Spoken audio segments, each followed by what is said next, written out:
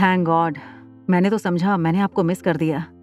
बाहर खड़े डॉक्टर्स को जब मैंने पूछा डॉक्टर अमृता कहाँ है, तो सब कहने लगी कि शायद वो चली गईं। लकीली आप मुझे यहाँ मिल गईं। प्रीति और अनिका एक दूसरे को देखने लगे। प्रीति को लगा कि आज रोहित के सामने अनिका का राज खुल जाएगा। अनिका ने मुड़कर रोहित की ओर देखा। सामने अनिका को देखकर रोहित चौंक गया। आप यहाँ? तो डॉक्टर अमृता? अनिका के पास कोई और रास्ता नहीं था। वो रोहित को सब कुछ सच बताने वाली थी। प्रीति ने अनिका का हाथ पकड़कर अनिका को ऐसा करने से रोक लिया। इसमें दीदी की कोई गलती नहीं है, सारी गलती मेरी है।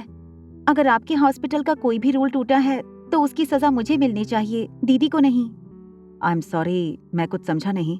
वो मैं डर गई थी जब मैंने सुना कि कामिनी डॉक्टर अमृता को मम्मी के ऑपरेशन में असिस्ट करने वाली है। कामिनी दीदी की सौतेली बहन है।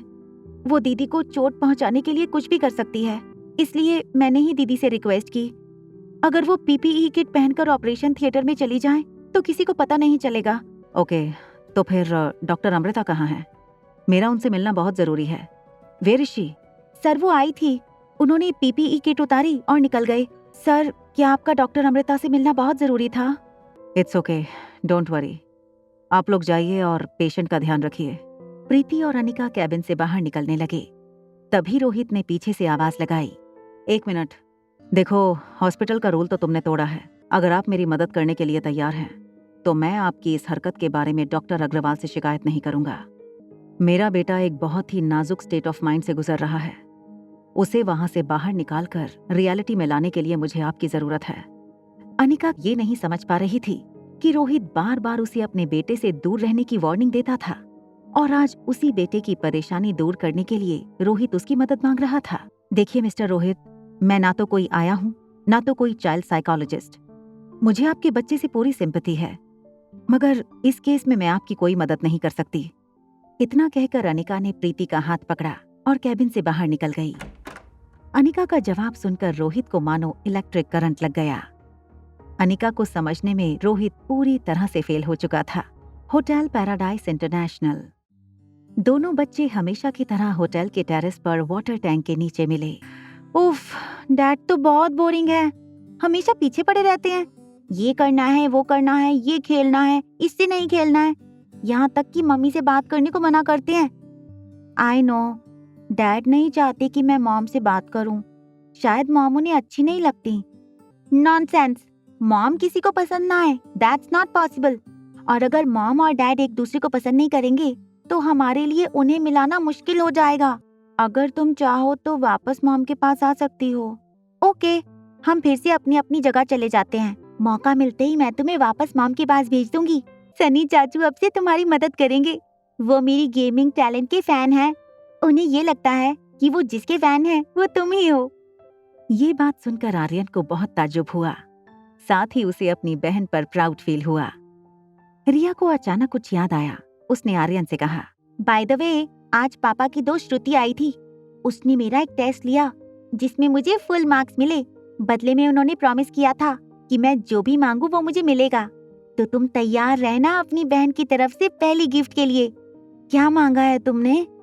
बुद्धू, वही तो सरप्राइज है। Thank you so much sister. Aryan अपने स्वीट में अपनी गिफ्ट का वेट कर रहा था। थोड़ी देर बाद स्वीट का मेन डोर खुला और रोहित एक बड़ा सा बॉक्स लेकर अंदर आया। मैंने सुना आज तुमने एक चैलेंज जीती है, तो देखो तुमने जो मंगवाया था वो मैं लेकर आया हूँ। आर्यन की पेशेंस बिल्कुल खत्म हो चुकी थी। आर्यन बॉक्स के ऊपर की गिफ्ट रैपिंग निकालने लगा। आर्यन को खुश देखकर रोहित की फिक्र थोड़ी कम हो गई थी। आर्यन ने जब बॉक्स खोला तो अपनी गिफ्ट देखकर वो चौंक गया। उसका हंसता हुआ चेहरा अचानक गुस्से में बदल गया। आज श्रुति तुम्हारी बहुत तारीफ कर रही थी।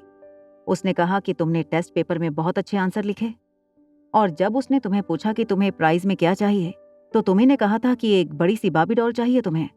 तो देखो मैं ले आया हूँ। आर्यन ने रोहित की बात को बिल्कुल अनसुना कर दिया। रोहित का गुस्सा तो बढ़ता ही जा रहा था। वो अपने आप को किसी तरह कंट्रोल कर रहा था। क्या हुआ आर्यन, तुमने ही इस गिफ्ट के लिए जिद की थी। अब जब गिफ्ट ले आया हूं तो उसे देख भी नहीं रहे। तंग आ गया हूं मैं तुमसे। सुबह कुछ होते हो, शाम को कुछ होते हो। आखिर हो क्या गया है तुम्हें? सुबह जो चीज के लिए तुम इतनी जिद कर रहे थे, शाम को वो चीज तुम्हारे सामने पड़ी है तो उसे देखते तक नहीं। सनी रोहित को कंट्रोल करने की कोशिश कर रहा था, लेकिन रोहित ने सनी को भी वार्न कर दिया, खबरदार आज अगर तुमने आर्यन की साइड लेने की कोशिश की तो तुम ही ने बिगाड़ दिया है इसे। आखिर तुम मेरी बात सुनते क्यों नहीं आर्यन? तुम ऐसे नहीं थे, तुम्हें किसी ने बदल दिया है। रोहित आगे बोलते हुए अटक गया। वो समझ गया कि कौन आर्यन पर जादू चला रहा था। खबरदार अगर तुम में से कोई बाहर आया है तो आज उसे छोड़ूंगा नहीं। इतना कहकर रोहित ने दरवाजा बाहर से बंद कर दिया। रोहित बहुत गुस्से से प्रेसिडेंशियल स्वीट 2402 की ओर बढ़ा। दरवाजे पर पहुंचकर उसने डोरबेल बजा दी। रोहित आज अनिका को होटल से निकालने का फैसला कर चुका था। रोहित एक्सपेक्ट कर रहा था कि अनिका दरवाजा खोलेगी, मगर दरवाजा रिया ने खोला। आगे की कहानी जानने के लिए देखें अगला एपिसोड सिर्फ पॉकेट एफएम के YouTube चैनल पर। और एक लड़की को देखा तो के सारे एपिसोड को सुनने के लिए डिस्क्रिप्शन में दी गई लिंक से डाउनलोड करें पॉकेट एफएम ऐप।